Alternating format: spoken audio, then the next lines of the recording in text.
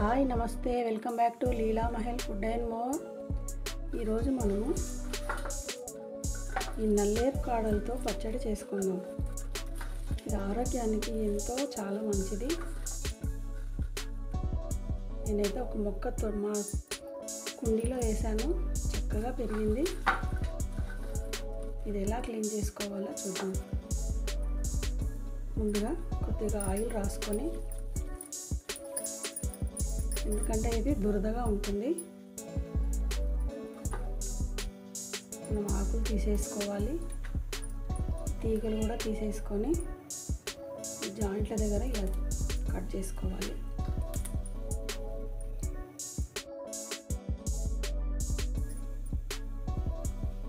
ఇది మనం ఇలా మధ్యలోకి కట్ చేసుకొని, మనం మునక్కాడలు ఎలా తీసుకుంటామో అలాగా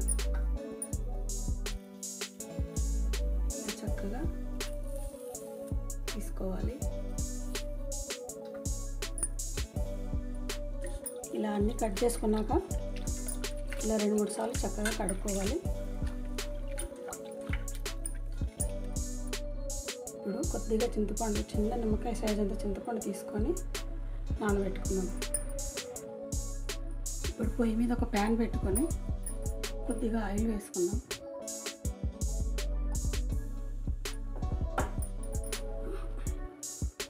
దీంట్లోకి ఒక 1/2 టీ స్పూన్ మెంతులు వేసుకోవాలి.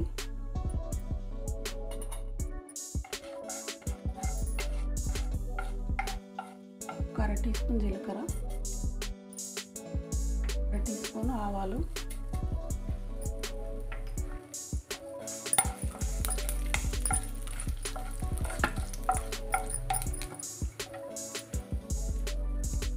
ఒక స్పూన్ ధనియాలు వేసుకోవాలి. 2 స్పూన్ల మినపప్పు కూడా వేసుకున్నాము. చక్కగా దూరగా వేయనివ్వాలి. ఇప్పుడు దీంట్లోకి ఒక 10-12 ఎండుమిర్చి కూడా వేసుకున్నాం.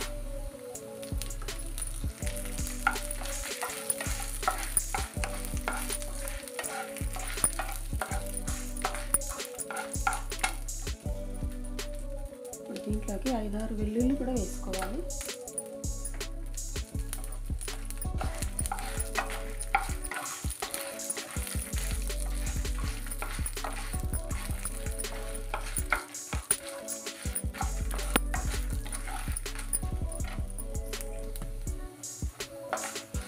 ఇవి చక్కగా వేగిపోయినాయి. ఒక ప్లేట్లోకి తీసుకున్నాం.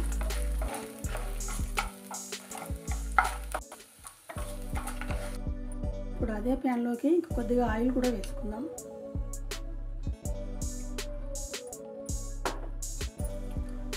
మనం శుభ్రంగా కడిగి పెట్టుకున్న ఈ నల్లేరును వేసుకుందాం.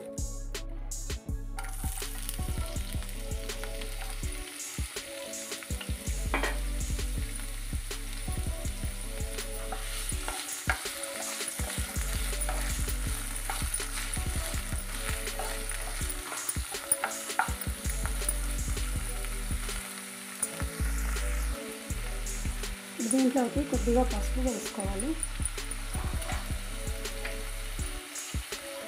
కొద్దిగా ఉప్పు కూడా వేసుకుందాం.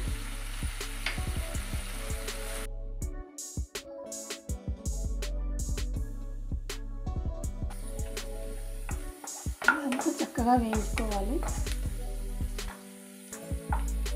ఇలా నొక్కితే ఇలా అయిపోవాలి, వేగినట్టు.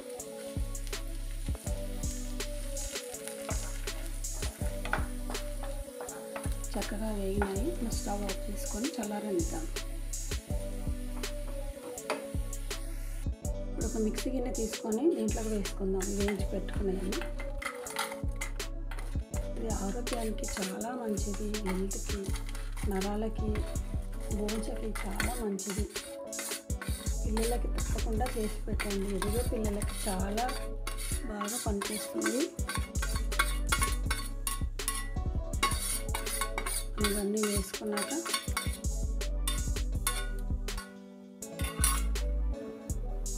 దీంట్లోకి కొద్దిగా ఉప్పు కూడా వేసుకుందాం.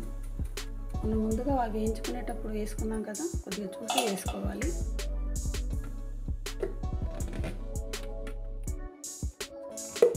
కొద్దిగా బరకగానే చేసుకోవాలి. మనం వేయించి పెట్టుకున్న నల్లేరును కూడా వేసుకుందాం.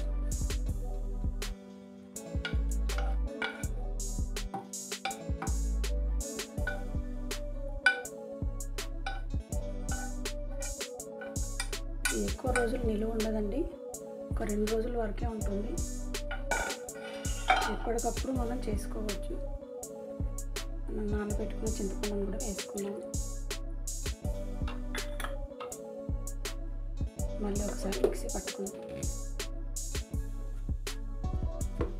మన పచ్చడి రెడీ అయిపోయింది. ఒక బౌల్లోకి తీసుకుందాం.